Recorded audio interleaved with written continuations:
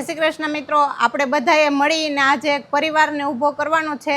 આપણે ગામ છે ને ગળથ બરવાડાની અંદર આવ્યા છીએ કે જ્યાં મનસુખભાઈ નારણભાઈ ગોંડલિયાની ઘરે આજે આપણે આવ્યા છીએ કે દાદા 3 વર્ષથી લગભગ પથારીવશ જ છે.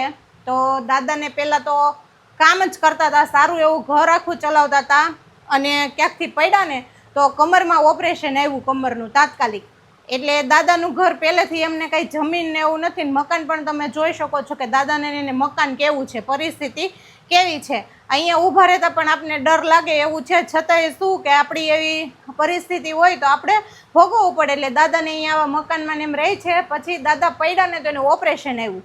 એટલે પહેલી વખત તો કાર્ડમાંથી થોડુંક થયું ઓપરેશન અને બાકીના બધા એને આજુબાજુમાંથી ગમે ત્યાંથી ઉછીના કરીને ઓપરેશન કરાવ્યું. દાદા માંડી ઓપરેશનના ખર્ચો એમના દીકરાને ભરી રહ્યા ને તા ઓપરેશનમાં થઈ ગયા તા રસી. અને હવે રસીનું નિવારણ કેવી રીતે કરવું અને આગળ દાદાને શું જરૂરિયાત પડી ને આપણે દાદાને મળીને પૂછી લઈએ. તો દાદા, તમને કેટલા ટાઈમથી આવી પથારીવશ થઈ ગયા છો? સાવ 3 વર્ષ જેવું થવા આવ્યું છે. અને પહેલી વખત તમારું ઓપરેશન ક્યાં કરાવ્યું હતું? તમે એ આમ સક્સેસ થઈ ગયું હતું કે નહીં? ઓપરેશન કરાવ્યું હતું જુનાગઢ. બરાબર, જુનાગઢમાં ઓપરેશન કરાવ્યું હતું. ઓપરેશન તો સક્સેસ થઈ ગયું હતું, પણ પછી શું થયું? પછી 2 વર્ષ પછી રસી થઈ ગયા. 2 વર્ષ સુધી કાંઈ વાંધો નહોતો, રસી થઈ ગયા વાહામાં.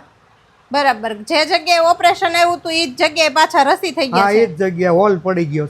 તો મિત્રો તમે જોઈ લ્યો કે દાદાને જે જગ્યાએ ઓપરેશન કરાવવામાં આવ્યું હતું ને એ જગ્યાએ ફરીથી ત્યાં રસી થઈ ગયા છે વાહનની અંદર અને રસી બહાર નીકળવા માંડ્યા છે. એટલે જરૂરિયાત એવી ઊભી થાય છે કે ડૉક્ટરની સલાહ મુજબ 3 જગ્યાએ 4 જગ્યાએ જૂનાગઢની અંદર ને બધી જગ્યાએ બતાવવામાં આવ્યું દાદાને કે હવે આનું આગળ કરવું શું. ઓપરેશન પહેલાં સક્સેસ થઈ ગયું હતું, પછી ધીમે ધીમે દાદાને એમાં રસી થઈ ગયા અને પછી ડૉક્ટર પાસે ગયા એટલે ખબર પડી. તો પછી દાદા તમને કઈ જગ્યાએ 3 જગ્યાએ બતાવ્યું તો એમાં ઓપરેશન હવે તમે પાછું ક્યાં કરવાનું નહીં? અમે 3 જગ્યાએ જુનાગઢ બતાવ્યું, 3એ ના પાડી કે તમે જ્યાં પહેલાં કરાવ્યું ત્યાં જાઓ. એટલે ત્યાં ગયા એટલે એણે બધું એમને તપાસ કરી અને રસી જોઈ આવી કે તમારે અમને પૂછ્યું, સાહેબ હવે કાર્ડ ઉપર કે આ ખોલવાનું છે ને બીજી વાર, એટલે કાર્ડ ઉપર ન થાય, તમારે આનો ખર્ચો 2 થી 2.5 લાખ જેવો થાય. એટલે અમે ઘેરે આવી આવ્યા. સરકારના નિયમ પ્રમાણે ઓપરેશન એક વખત તો કાર્ડમાં થઈ ગયું હતું, પણ બીજી વખત એની ઓપરેશન ખોલાવીને ફરીથી કંઈક એમાં ડૉક્ટરને ખબર પડે એ તો રિપેરિંગ કરવાનું છે. એટલે તો એ બીજી વખત પાછું કાર્ડમાં નથી થવાનું હોય ઓપરેશન. તો દાદા ખર્ચો કેટલો કીધો છે? 2 થી 2.5 લાખ જેવું કીધું. 2 થી 2.5 લાખ જેવો હવે એ ઓપરેશન ખોલાવીને ફરીથી એને રિપેર કરવાનો ખર્ચો 2 થી 2.5 લાખ જેવો કીધો છે દાદાને. તો આપણે બધાએ મળી અને ફૂલ નહીં તો ફૂલની પાખડી મદદ કરવાની છે. ને આપણે હવે એમના દીકરાને પણ પૂછી લઈએ કે એ વ્યવસાય શું કરે છે અને એમનો બિઝનેસ એ બધું શું છે એ જાણી લઈએ. તમારું ગુજરાન તમે કઈ રીતે ચલાવો છો? ત્યાં વાડીએ મજૂરી કરી, મૂલ હોય તો જાય, ન હોય તો ઘરે રહી. તો તમારે જમીન કેવું કોઈ તો છે જ નહીં? બસ, તો મકાનમાં એક મકાન છે જે ક્યારે પડી જાય એનું નક્કી નથી. ક્યારે પડે એ કઈ નક્કી નથી. બરાબર, તો MRI ને એના બધાના ખર્ચા ને એ બધું તો અત્યાર સુધી તમે કરી લીધું છે, પણ હવે કેટલાની જરૂર છે ટૂંકમાં? 2 થી 2.5 લાખ કીધા ડોક્ટરે દવાખાનાના ખર્ચાના. અને ડોક્ટરે જ્યાં પહેલા કર્યું હતું ત્યાં MRI કરીને બતાવ્યો એ કે આટલો ખર્ચો થાય.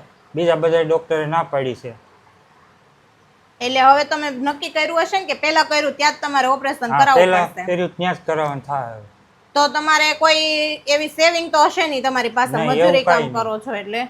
તો મિત્રો બને એટલી મદદ કરજો જેથી કરીને દાદા છે જે પથારીવશ છે એમને મદદ થઈ શકે ને પહેલેથી ફરીવારથી ટૂંકમાં એના પરિવારને આગળ મદદ કરી શકે ને. એને પણ અત્યારે તો એ ઊભા નથી થઈ શકતા, એને ઊભા કરવા માટે પણ મદદ જોઈએ છે, કેમ કે કમરમાંથી જ એમને ઓપરેશન આવ્યું હતું. અને આપને પણ ખબર છે કમરમાંથી કોઈ પણ વસ્તુ ભાંગે એટલે એને ફરીથી જોઈન્ટ કરવી જ પડે, નકર આખી જિંદગી જાય નહીં. તો દાદાને આપણે બધાય ફૂલ નહીં તો ફૂલની પાખડી 18 વરણ ભેગા થઈ અને દાદાને સપોર્ટ કરવાનો છે. જો સપોર્ટ ન કરી શકતા હોય તો આગળ વિડીયોને શેર કરવાનો છે, જેથી કરીને બીજા કોઈ પણ એવા વ્યક્તિ હોય કે જે દાદાને મદદ કરી શકે તો એ દાદાને મદદ કરે. અને બહુ એટલો બધું દાને આપણે ભેગું નથી કરવાનું, ખાલી 2 થી 2.5 લાખનો જ ખર્ચો છે દવાખાનાનો, એ જ આપણે ખાલી આપણાથી બને એટલી દાદાને એને મદદ કરવાની છે. તો બધા મિત્રો મદદ કરજો.